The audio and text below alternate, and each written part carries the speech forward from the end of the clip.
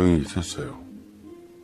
고등학교 때부터 사진 찍는 것에 관심이 많아서 대학 들어오자마자 사진 동아리에 들었습니다.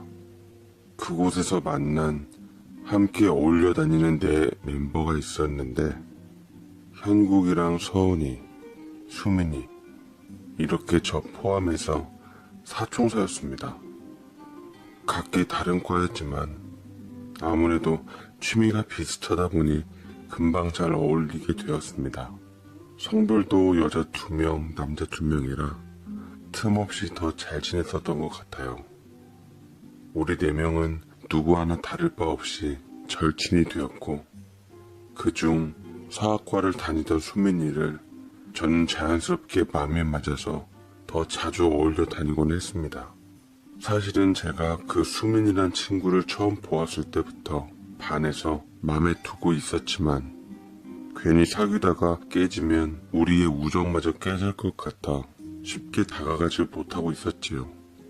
근데 비가 주룩주룩 내렸던 날 지하철에서 내렸는데 우산이 없어서 친구들과 약속한 장소까지 못 가 발만 동동 굴고 있을 때 수민이가 우산을 쓰고 제 앞에 모습을 드러내더라고요. 너 이럴 줄 알고 내가 나왔다. 자, 우산 여기 있어. 씩씩하고 와일드했던 그녀는 예기치 못한 비 소식에 당황해하고 있던 제게 우산을 내밀었고 저는 고맙다며 우산을 쓰고 같이 가게 되었는데 그만 비바람에 정작 그 친구 우산이 뒤집혀서 날아간 게 아니겠어요? 어쩔 수 없이 저는 그녀와 같이 우산을 쓰게 되었고 그날따라 한 우산에 둘이서 같이 쓰고 있는 느낌이 더 설레었습니다. 심장 뛰는 소리가 들릴세라 헛기침을 하며 그녀 쪽으로 우산을 더 씌운 뒤 저는 옆으로 피했는데 그때 그녀가 제 팔짱을 끼며 우산 안으로 당기더라고요. 하며 놀리듯 제게 빙그레 웃으며 말했습니다. 비 다 맞잖아. 왜? 내가 너무 예뻐서 설레갖고 자꾸 밖으로 나가냐, 자식아? 너 나 좋아하는 거 주변 사람들 다 알고 있어. 당연히 나도 알고. 뭐가 그렇게 무서워서 나한테 고백을 못하냐고. 아, 답답해. 무슨 소리야 그게. 비 진짜 많이 온다. 빨리 가자. 제가 창피함에 말을 돌리자 친구는 갑자기 우산을 잡은 제 손을 꽉 잡으며 말했습니다. 우리 사귀자. 내가 너 많이 좋아하는 것 같아. 뭐? 안 들려. 내가 요새 귀가 막혔는지 빗소리 때문에 잘 안 들린다. 나중에 얘기하고 얼른 가자. 너 좋아한다고. 우리 사귀자고. 나중에 얘기해도 똑같아. 내가 널 좋아한다고.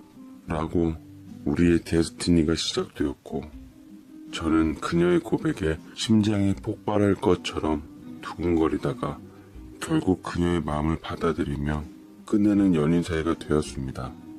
그런데 쇼킹했던 건 저희 4명 친구들 중 형국이와 서은이도 이미 사귀고 있는 게 아니겠어요.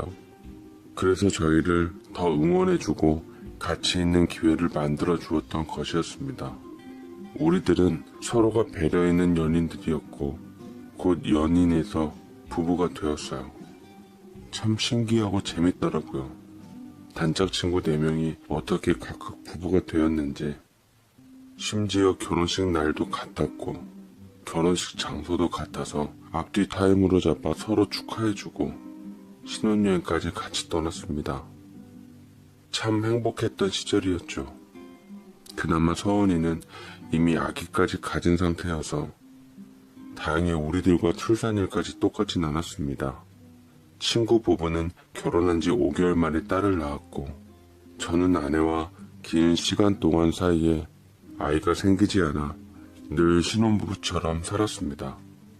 형국이 부부네와는 신혼집마저 근처 아파트에서 살았는데 형국이 딸이 자라는 것을 보면서 아내는 그 딸을 때론 조카처럼 딸처럼 예쁘게 생각하며 옷이며 장난감이며 많이 챙겨주었습니다. 형국이는 뭘 또 이런 걸 사왔냐고 나중에 니들 애 태어나면 일시불로 갚으면 힘들 것 같다고 우스갯소리로 얘기했지만 그때마다 아내의 표정은 어두워졌습니다. 나도 저런 딸 하나 갖고 싶은데 아이가 왜 나한텐 찾아와 주지 않을까? 우리 사이가 너무 좋아서 아이가 낄 틈이 없을 것 같아 아직 찾아오질 않나 봐. 난 아이 없어도 당신만으로도 충분해. 평생 내 곁에 있어줘. 사랑해 여보. 라고 얘기해 줄 때마다 아내는 제 어깨에 기대며 미안함을 감췄고 저는 아이 때문에 아내를 신경 쓰이게 하고 싶지 않아서 더 많이 보듬어주고 신경 써줬습니다. 그 후로도 아이 얘기를 많이 꺼내길래 저는 그렇게 아이를 원하면 우리 병원에 한번 가볼까 얘기했지만 또 시험관 수술이 여자한테 많이 힘들다는 소리에 겁먹어 못 가겠다고 하더라고요. 그저 시간이 지나면 언젠가 우리에게도 아이가 찾아오겠지. 뭐 안 와도 우리 예쁜 아내가 있으니까 상관없고 서로 마음 편하게 먹자고 약속했는데 그때 거짓말처럼 아내의 임신 소식이 들려왔습니다. 아내는 설마 하는 마음으로 테스트를 해봤는데 화장실에서 뛰어나와 절 껴안고 환하게 웃었죠. 여보 설마 했는데 드디어 나한테도 아기가 생길 것 같아. 2줄 나왔어. 이따 병원 가봐야겠다. 어떡해. 너무 행복해. 제발 꿈이 아니길. 라고 들떠서 얘기를 했는데 솔직히 아빠가 된 기쁨보다는 그때 그 순간 아내 얼굴이 너무 행복해 보여서 전 좋았습니다. 병원에서도 아내가 바라는 대로 임신이라고 하더라고요.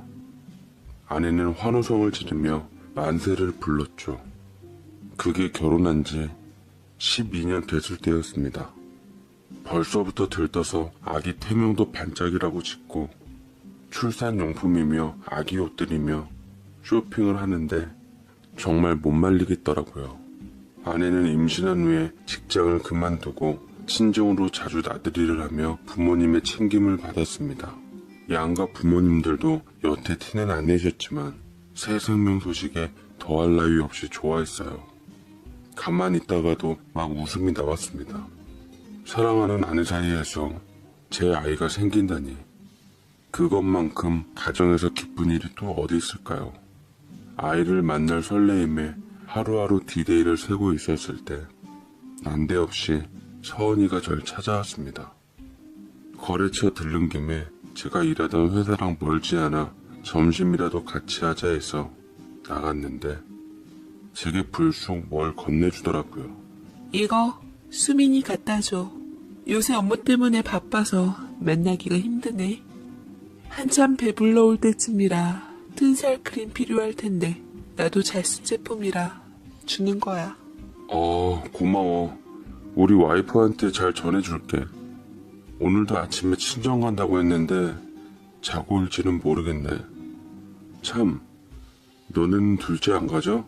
하은이 동생은 생각 없어? 그러자 순간 얼굴빛이 안 좋아지며 찬물을 들이킨 여자친구였습니다. 짐짓 무거워 보이는 게 뭔가 문제가 생겼다 싶더라고요. 너희처럼 사이가 좋아야 둘째도 같지. 첫째 아이도 잘 못 돌보는 반에 무슨 둘째야. 너도 아이 낳아봐. 생활 자체가 달라질 거야. 애 낳고 난 후 아이 중심으로 흘러가다 보니 우리는 그냥 쇼윈도 부부나 마찬가지나 돼버렸어. 사랑하는 남녀가 아니라 그냥 아이의 엄마, 아빠 이렇게. 내가 뭔 소리 하는 건지도 모를 거야. 나도 그랬으니까. 형국이랑 무슨 일 있어? 어제 친구 녀석이랑 통화했을 때까지만 해도 아무 문제 없어 보였는데 와이프인 그 친구는 불만이 많았던 모양이었습니다.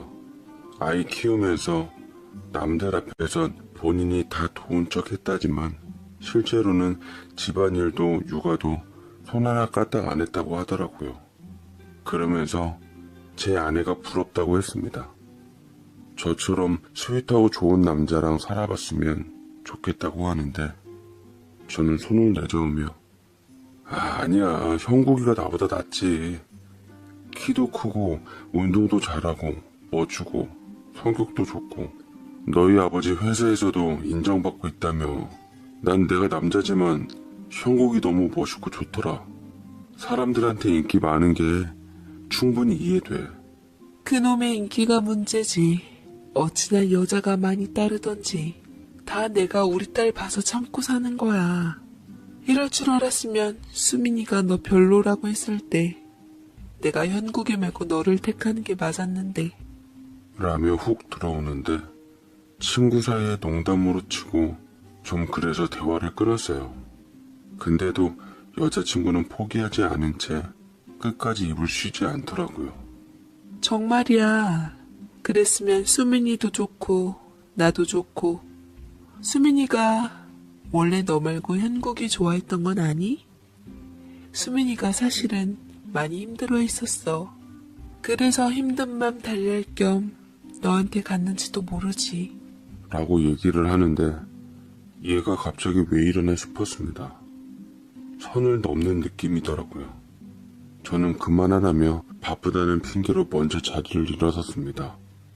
사무실로 돌아가 괜찮은 척 회사 일을 보았지만 괜시리 질투심이 일었던지 친구 말에 집중이 통 되질 않더라고요.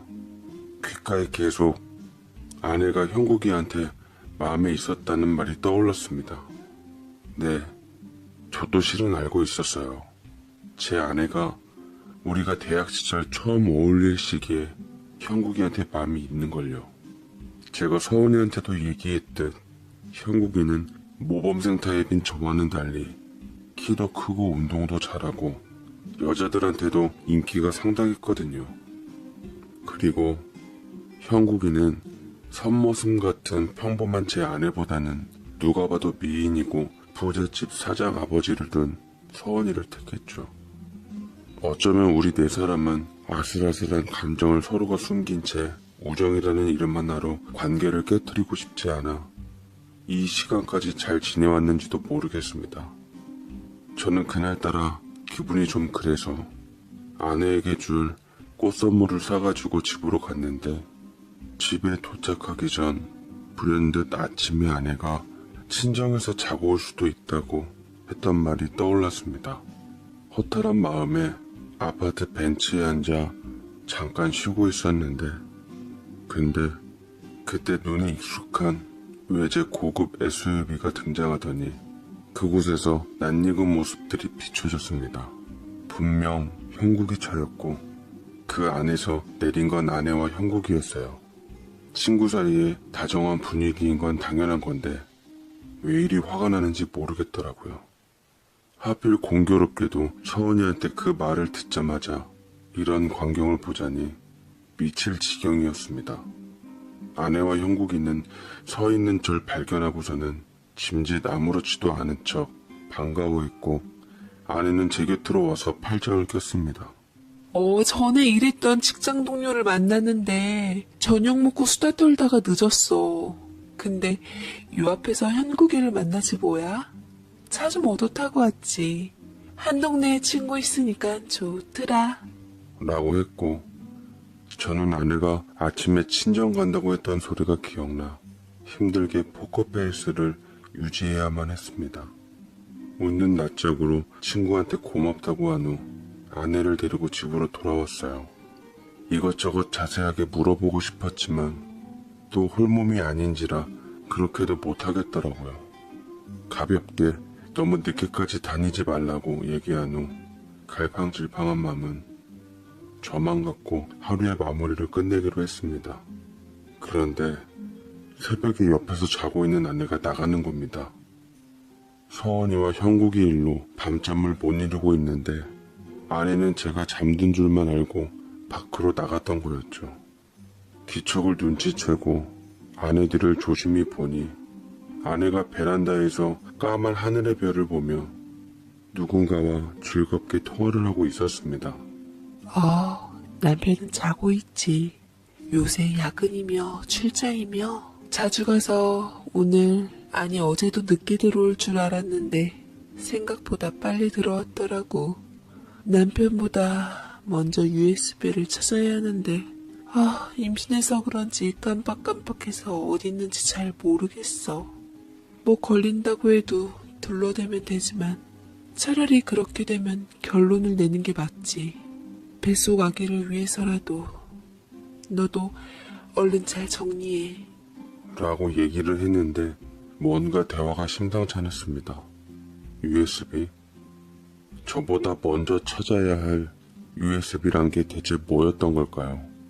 우리 뱃속 아기를 위해서라도 무슨 결론을 낸다는 건지 이해가 잘 안 되었습니다. 아내는 그 후로도 깔깔거리며 대화했고 그나마 절 의식하기는 했는지 웃음소리가 너무 컸다며 이제 들어가야겠다고 통화 마무리를 지은 뒤 방으로 돌아왔습니다.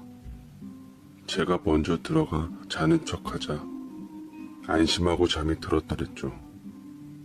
그 이후부터 수상한 아내의 낌새에 전 피가 말라갔고 그렇다고 아내에게 별다른 증거도 찾지 못한 채 하루 이틀 불편한 마음을 갖고 살아가고 있는 그때 야근하고 있던 제게 연락이 왔습니다. 병원에서 온 전화였는데 저는 당장 한달음에 병원으로 달려갔고 중태인 그녀를 발견했습니다. 시내에서 신호를 무시한 음주차에 빠졌다는데 보니까 저희 어머니 생신이 얼마 남질 않아서 선물 사러 백화점을 들리다 그리 된 것이었습니다. 어머니가 노래 불렀던 점치고 놓은 옷 한 벌을 샀는데 얼마나 사고가 컸는지 그 옷 한 벌은 물론 아내가 입고 있던 인부복마저 성치가 않았습니다. 아내는 스스로의 운명을 직감했던지 눈에 눈물을 한가득 고인 후 제 손을 붙잡았어요. 아기만 살려줘. 미안해. 의식을 잃어가는 그 와중에도 미안하다는 얘기와 함께 제게 부탁하기를 자기는 어떻게 돼도 좋으니까 무조건 뱃속 아기를 살려달라고 했습니다. 만약에 자기가 죽더라도 뱃속 아기만은 지켜달라고 한 그 모정이 아기를 살렸던 건지 아내는 끝내 숨이 멎었지만 22주 된 아기는 다행히 유능한 의사들 덕분에 목숨을 건져 인큐베이터에서 병원의 관리를 받게 되었습니다. 거짓말 안 보태고 손바닥만한 아기가 기계에 의지해서 뼈가 다 드러낸 채로 숨을 쉬는데 하지만 아내를 잃은 슬픔과 비할 바는 아니었습니다. 어찌됐든 아이는 목숨은 건졌으니까요. 뒤늦게 부랴부랴 오신 처갓집 식구들은 딸의 비극적인 소식에 실신하며 바닥에서 통곡을 했어요. 저 역시 그동안 쌓였던 의심의 불씨 대신 그녀와의 좋았던 시간들만 주마등처럼 스쳐 지나가 그 흔적에 눈물을 쏟고야 말았습니다. 저는 아내를 잃은 슬픔에 병원에 있던 아이를 챙길 정신조차 없었습니다. 밥 한 숟갈, 물 한 모금조차 마실 수가 없었어요. 아내 없이 이 세상 어떻게 살아가야 하나 싶었고 그간 행복했던 제 가정은 송두리째 날아가 버렸습니다. 저는 아내의 장례식에서 피폐한 얼굴로 분상객들을 맞았고 그중 친구 부부였던 서은이와 형국이도 와주었습니다. 그들도 아내의 비극적인 소식에 믿지 못하는 듯 절 위로하며 울어댔고 저는 그들 부부를 보자니 마지막 살아생전 아내에게 지독한 의심을 품게 한 장본인들이라는 생각에 고맙다는 생각보단 피가 거꾸로 솟을 지경이었습니다. 그래도 마지막 가는 아내의 길을 소란스럽게 하고 싶진 않아 억누르고 또 참아내며 버텼습니다. 아내의 장례식이 끝난 후 저는 그녀를 강물에 뿌려주었고 뒤늦게 아이를 챙겼어요. 가쁜 숨을 쉬고 있던 아기를 차창 너머로 살필 때마다 안쓰러워서 눈물바람으로 아이를 눈에 담고는 했습니다. 가엾은 내 새끼한테 미안하고 또 미안했네요.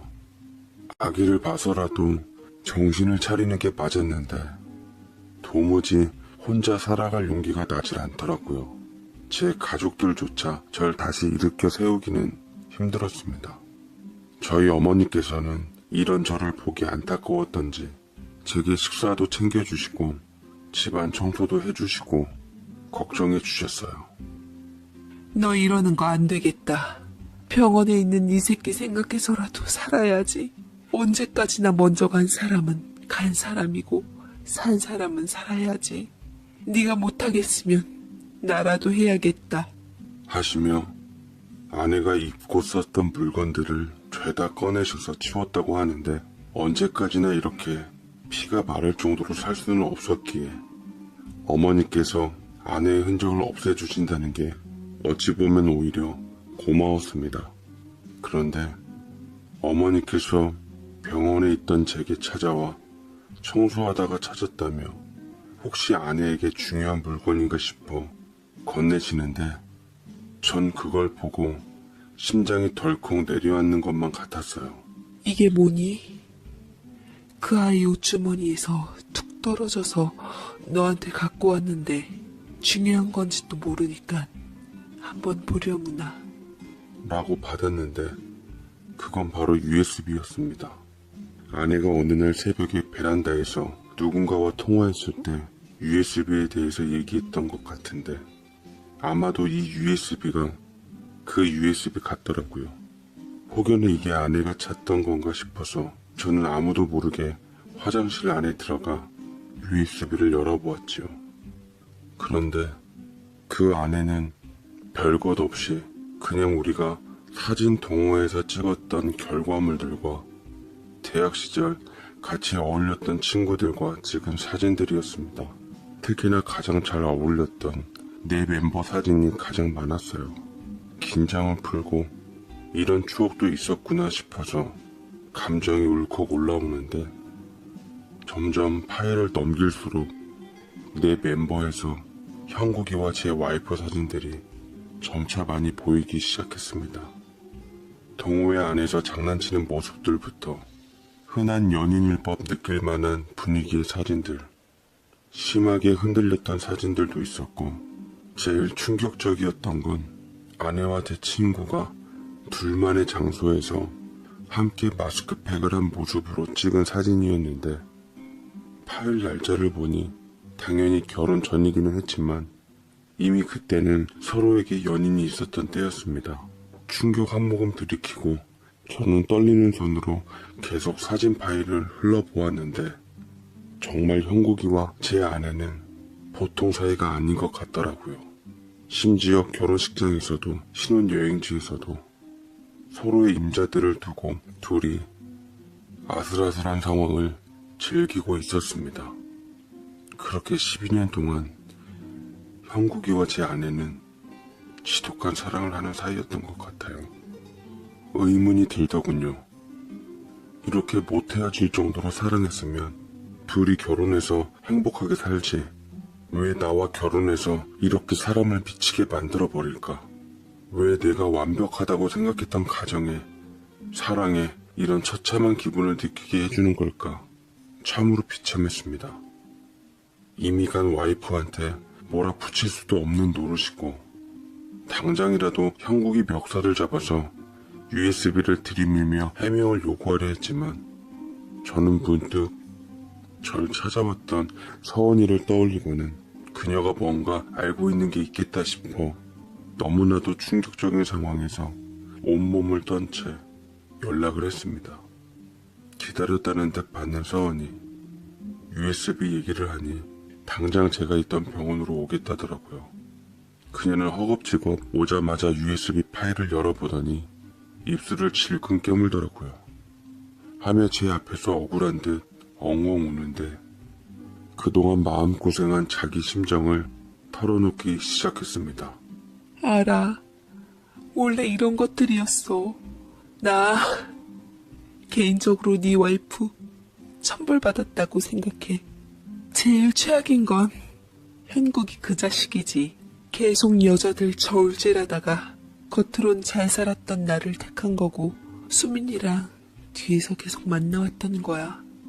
그러다 수민이가 행여 들러붙을까봐 너를 보험격으로 끌어들인 거고 결혼 후에도 여기 어디 근처에다 둘만의 집을 따로 얻었을걸? 네 와이프는 친정 갔다고 거짓말했을 테고 그 자식은 출장 간다고 거짓말한 후 둘이 만났겠지. 뱃속 아기도 아마 그 자식 아이일 거야. 나도 그날 새벽에 그 자식이 전화통화하는 거 들었는데 아이 생겼으니 슬슬 나랑 정리할 준비하겠다고 하더라. 그러면서 조금만 참자고 하는데 숨어서 듣는데 정말 뒤틀려서 정신이 나가는 줄 알았어. 어차피 넌 네 와이프 보냈으니 USB 필요 없을 것 같으니 이건 내가 가져갈게.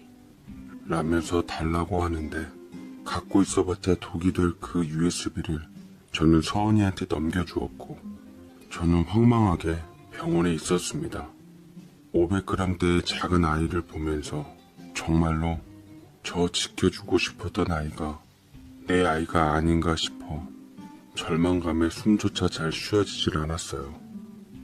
살겠다고 꿈틀거리는 아기를 보고 있노라니 마음이 아팠지만 저는 이 아이에 대해서 어떻게 받아들여야 할지 도무지 판단이 서질 않았습니다. 허나 그 아기는 치료 중에 뭔가 잘못되어 끝내는 작은 몸에 죄 없는 생명 어미 곁으로 가고 말았고 마지막으로 그 아이의 유전자 검사를 진행했는데 혹여나가 역시나 형국이 아이가 맞았던지라 서은이한테 그것마저 건네주게 되었습니다. 서은이는 결국 그걸로 형국이와 이혼하게 되었고 그 녀석은 맨몸으로 탈탈 털려 쫓겨나게 되었습니다. 서은이는 제 덕분에 원활하게 이혼할 수 있게 됐다며 고맙다고 제게 돈 봉투를 건네더라고요. 저는 아비마저 나 몰라 내버려뒀던 가엾은 아이의 장례를 치러주었습니다. 저 역시 형국이한테 상간남으로서의 소송과 아이의 막대한 치료비 소송까지 진행하고 승소하게 되었어요. 그렇지만 제게 돌아오는 건 상처밖에 없었습니다. 아내는 형국이를 진심으로 사랑한 게 맞았던 것 같아요. 저와 사이에서 아이를 안 가지려고 지속적으로 노력을 했고 형국이와는 아이를 가지려 또 지속적으로 노력을 했던 것 같습니다. 형국이 아이를 가졌다고 했을 때 기뻐했던 아내의 얼굴이 아른거리는 게 절 아직도 멍들게 합니다. 내 아이를 가져서 그토록 기뻐하는 거라 생각했는데 답은 형국이한테 있었던 거죠. 그토록 사랑하는 사람의 아이와 함께 있는 지금 그녀는 하늘에서 행복해하고 있을까요? 그녀가 가기 전 제게 아이를 부탁한다고 한 후 미안해라는 한마디가 떠오릅니다. 그 마지막 한마디로 저는 12년간의 결혼 생활에 마지막 위안으로 삼아야 하겠지만 아마도 그 편이 저를 위해서라도 맞겠지만 참 그게 잘 되질 않습니다. 하고픈 말이 산더미처 이렇게 연락이 오더라고요. 민철아, 너 혹시 참한 여자 하나 있는데 한번 만나보련? 내가 옆에서 지켜보니까 아주 착하고 마음씨가 곱고 좋더라. 아주 맏며느리감이야. 나이가 좀 있어서 한번 갔다 온 줄 알았더니만 그것도 아니고 너랑 똑같은 처지더라. 너도 이제 나이가 있으니 안정적이게 가정 가지며 살아야지. 저는 잠시 생각 후 어머니께 알겠다고 하고 어른들에게 참한 여자라 하면 펑퍼짐하고 후덕하게 생긴 여자려니 별 기대는 안 하고 나갔습니다. 거기다 첫 만남부터 시간 약속을 그렇게 잘 지키는 편도 아니었고 무려 30분이나 늦어서 어지간히 등 떠밀려 나왔구나 싶었습니다. 적당히 차 마시고 헤어지려고 돈 많이 드는 점심시간대가 아닌 3시 정도의 시간을 잡았고 이건 어차피 차일 인생 돈이라도 덜 쓰자 인생 경험에서 나온 거였죠. 핸드폰 하면서 물 마시며 기다리고 있는데 여자가 기척도 없이 다가와 제 앞에 서더라고요. 안녕하세요. 하미나라고 해요. 늦어서 죄송합니다. 처음 뵐게요. 라고 나긋나긋한 음성이 들려오는데 그런데 저는 고개를 들고 금방 깜짝 놀라고 말았습니다. 제가 그때 아내를 처음 만났을 때 40대 중반 정도 되었었고 아내는 저보다 3살 어린 40대 초반이라고 했었거든요. 그런데 아무리 봐도 자그마한 체구 때문인지 많게 봐도 30대 초반으로밖에 보이질 않는 거예요.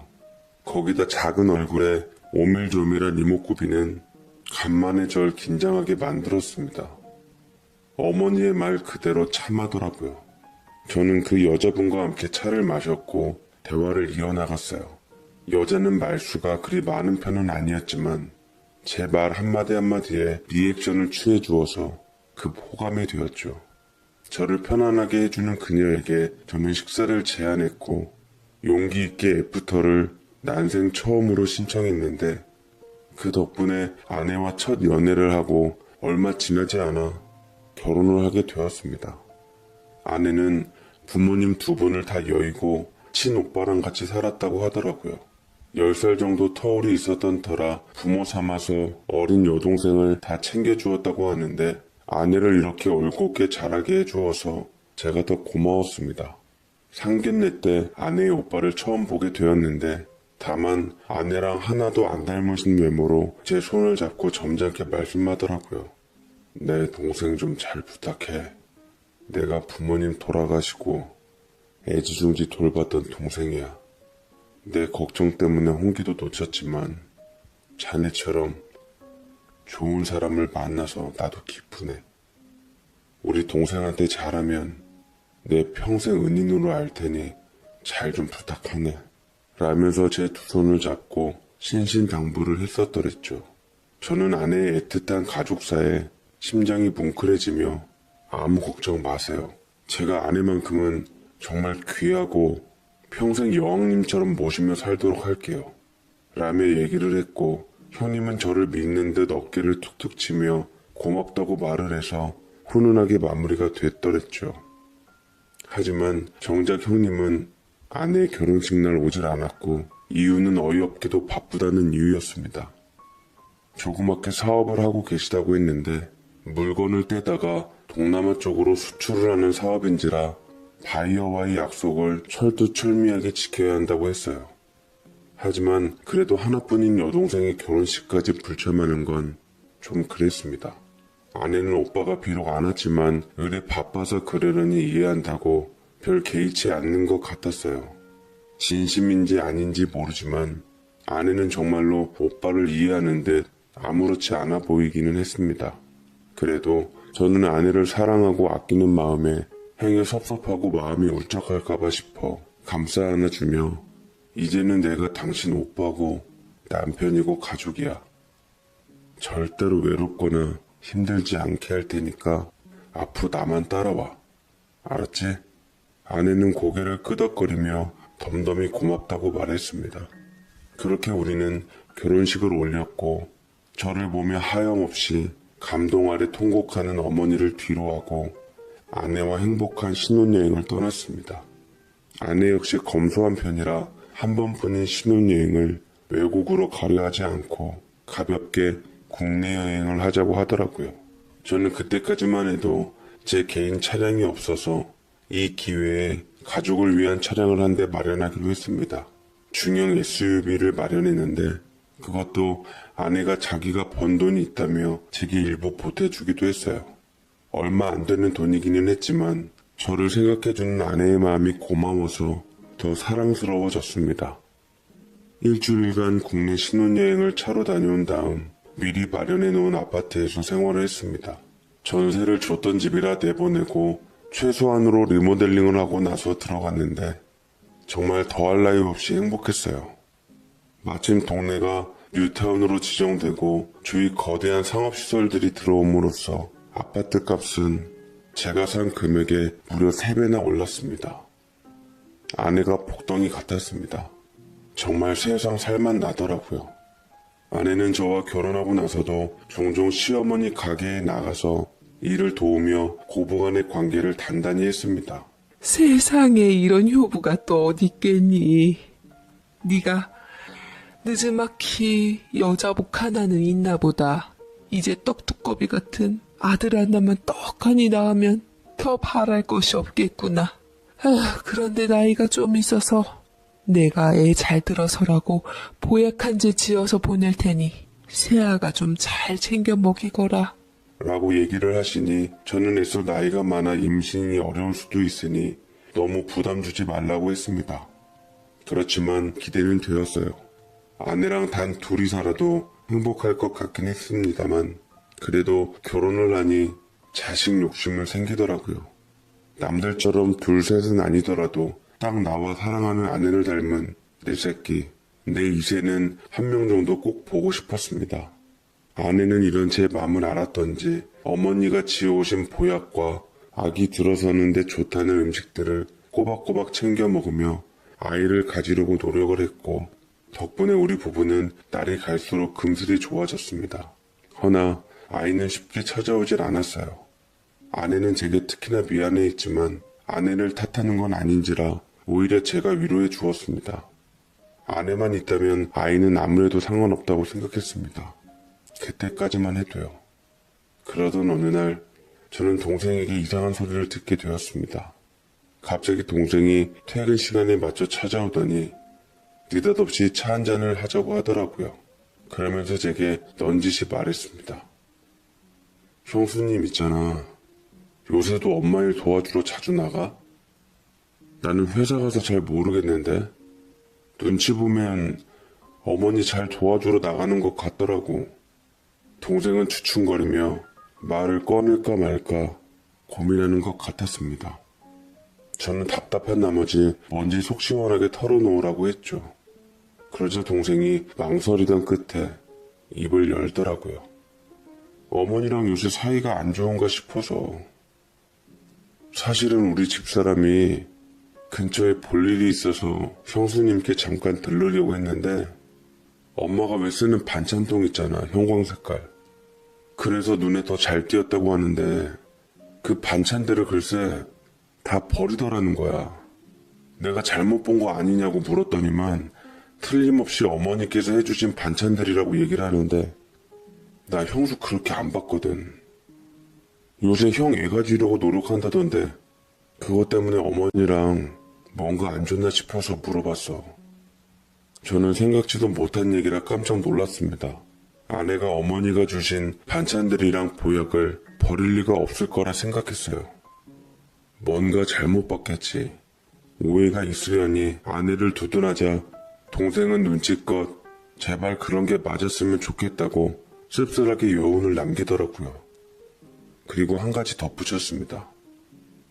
그리고 음식 버릴 때 옆에 어느 남자가 있었다고 하던데 우리 와이프가 기억력이 좋잖아. 그 남자가 어디 다쳤는지 특이하게 몸에 붕대를 감은 남자였대. 형수님을 무섭게 보면서 큰 소리로 다퉜다고 하더라고. 형수님을 어디로 끌고 가려 했다고 하는데 그것 때문에 형수님이랑 몸싸움이 있었나 봐.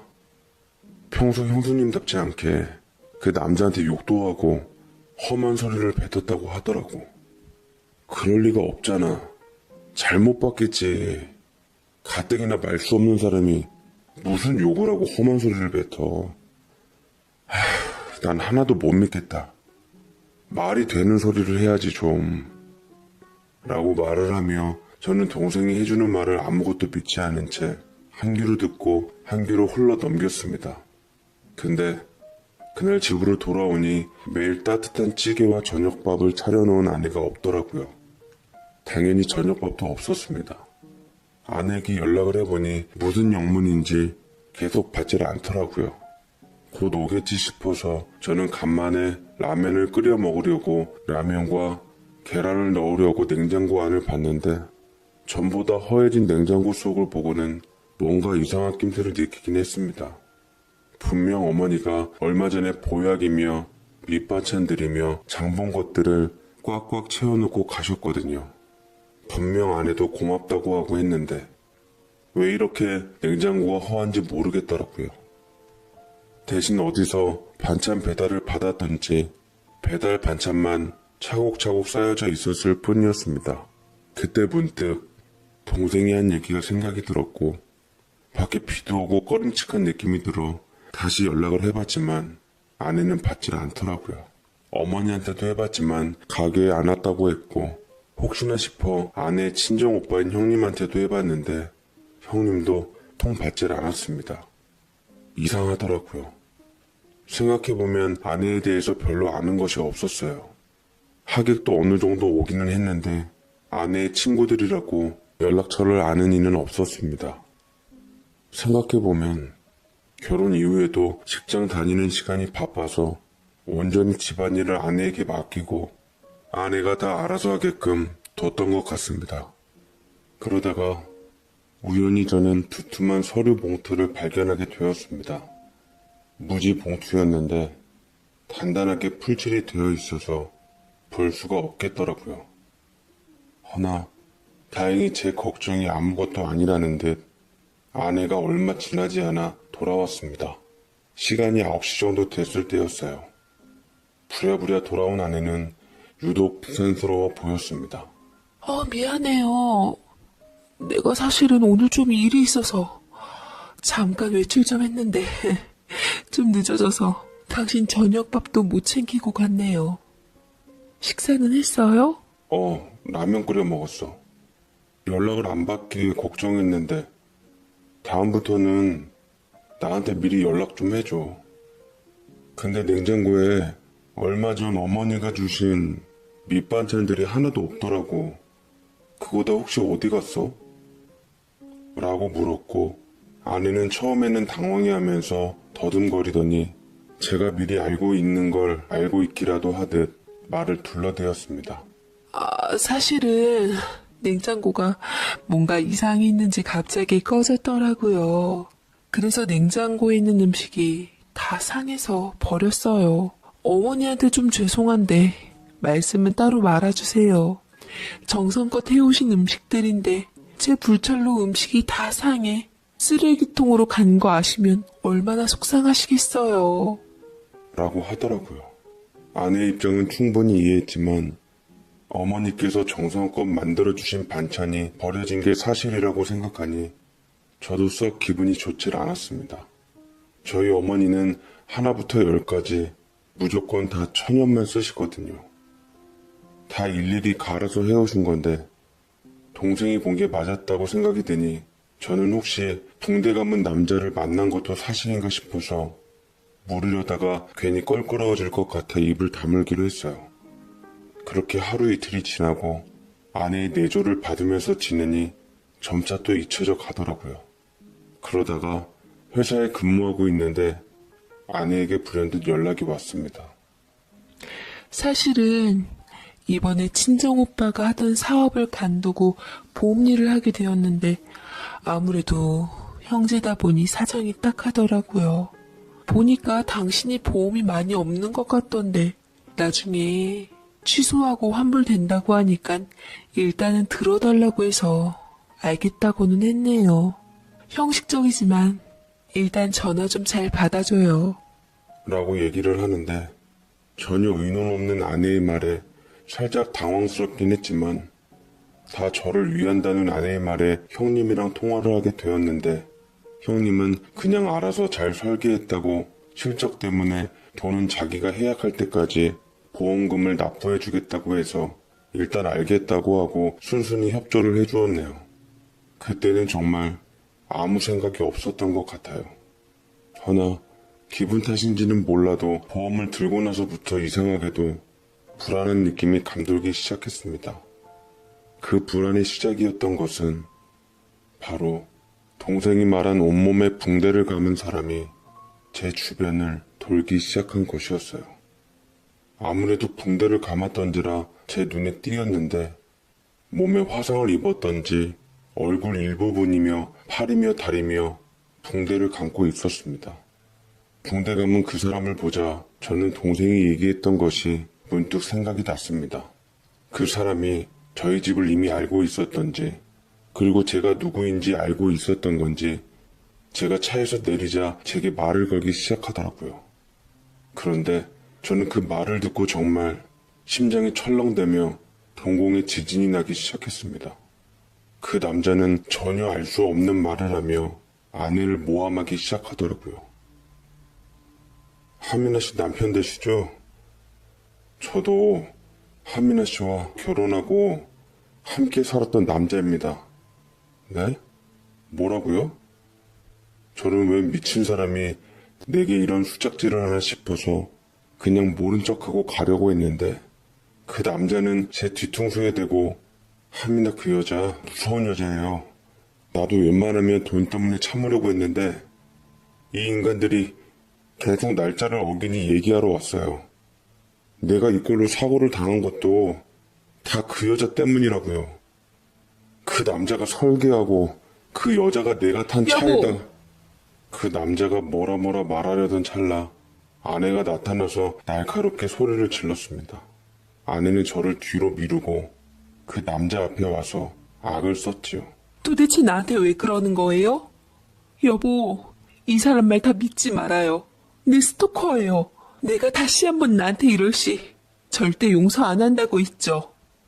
경찰에 신고하기 전에 얼른 가요.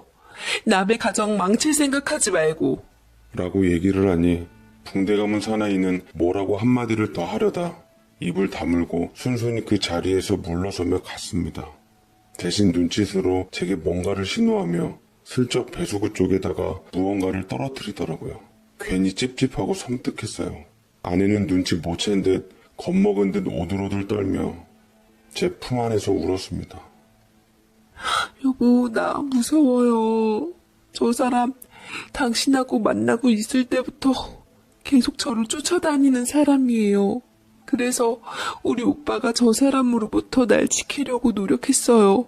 당신한테 말하면 가만 안 두겠다고 해서 입 다물었는데 당신도 모든 걸 알아버렸으니 이젠 당신이 날 지켜줘야 해요. 부탁해요.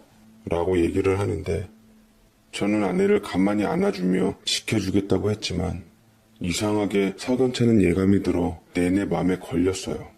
특히나 마지막에 남긴 말. 그 남자가 설계하고 그 여자가 내가 탄 차에다. 바로 그 말. 그 여자라는 건 아내를 뜻하는 것 같았고 그 남자는 대체 누구였던 걸까 싶었죠. 그 남자가 제 눈앞에 나타난 후 내내 꿈자리도 사납고 등골이 오싹해질 때가 가끔 있었습니다. 그리고 붕대 감은 남자가 차를 가리키며 사고가 났다고 한 듯한 것 같아 특별히 제가 타고 다니는 차도 점검을 맡긴 후에 안심을 하고 타고 다녔습니다. 아내는 그 이후에 저를 신경 쓰지 않게 하려고 많이 노력을 하는 것 같았어요. 거짓말같이 그 붕대 감은 남자도 더 이상 제 앞에 나타나질 않았습니다. 잠잠하고 고요한 시간이 흐르자 인간은 망각의 동물이라고 현실에 안주하고 살면서 쳇바퀴 도는 인생을 살고 있었는데 그날따라 출장에 잡혀 장거리 운전을 하게 되었어요. 차를 사고 처음으로 장거리 운전을 하는 거라 정신을 바짝 차려야 했죠. 하필 비까지 우수수 떨어져서 저는 긴장을 했습니다. 그래서 웬만하면 규정 속도를 지키며 내비게이션이랑 번갈아 보며 가고 있는데 갑자기 내비가 목통이 되기 시작하더라고요. 불안하기도 하고 저는 차를 멈춘 후 휴대폰 내비를 키려고 차를 세우려고 했는데 그런데 이상하게 브레이크가 말을 듣질 않는 겁니다. 몇 번이나 차를 멈추려고 했지만 세워지질 않았고 저는 비상 깜빡이를 켜며 사이드 브레이크를 걸었지만 도통 말을 듣질 않았습니다. 가급적 침착하게 대응하며 시동을 껐는데 이미 내리막길에서 가속도가 붙은 상황이라 저는 눈을 질끈 감고 끝내 가드레일을 밟고 말았어요. 그대로 정신을 잃었고 다시 눈을 떴을 때는 병원이었을 거예요. 정신을 차린 저는 몸이 돌덩이처럼 무거운 것을 느꼈고 제 앞에서 어머니와 동생이 걱정스러운 눈길로 바라보는 것을 보았습니다. 그리고 기분 탓인지 저 멀리서 아내와 그의 오빠가 저를 매섭게 노려보는 건 역시 느끼게 되었죠. 정말 섬뜩하더라고요.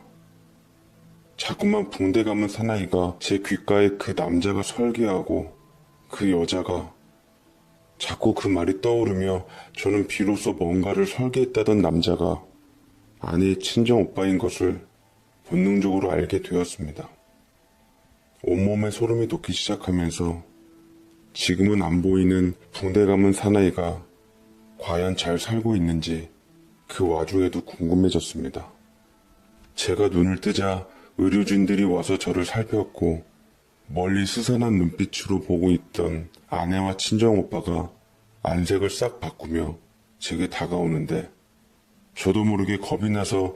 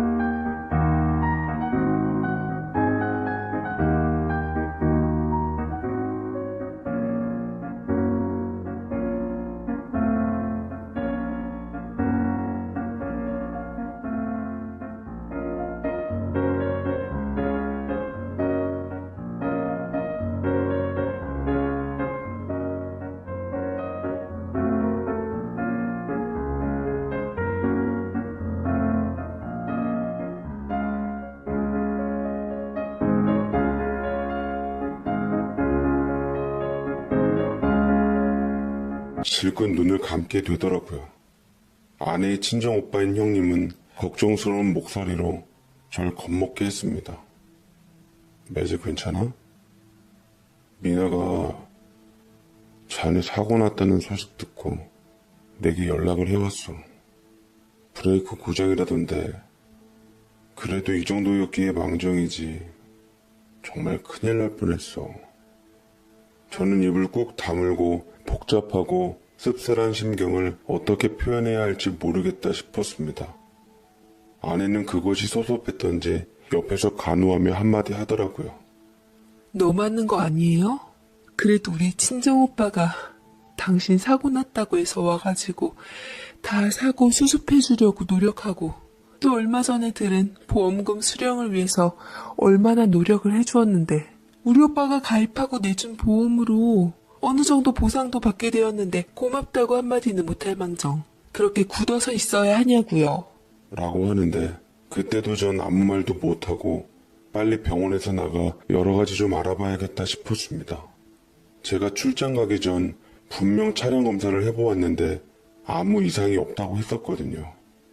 찜찜한 건 해결을 봐야 한다는 제 성격으로 저는 병원을 퇴원하자마자 몸을 움직이며 알아보기 시작했는데 아무래도 몸이 안 좋다 보니 한계가 있었습니다. 이런 저를 도와준 게 친동생이었죠.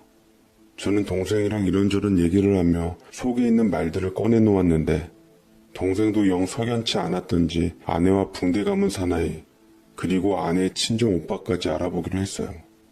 물론 아내와 주변 사람들에게는 절대 내색하지 않았습니다.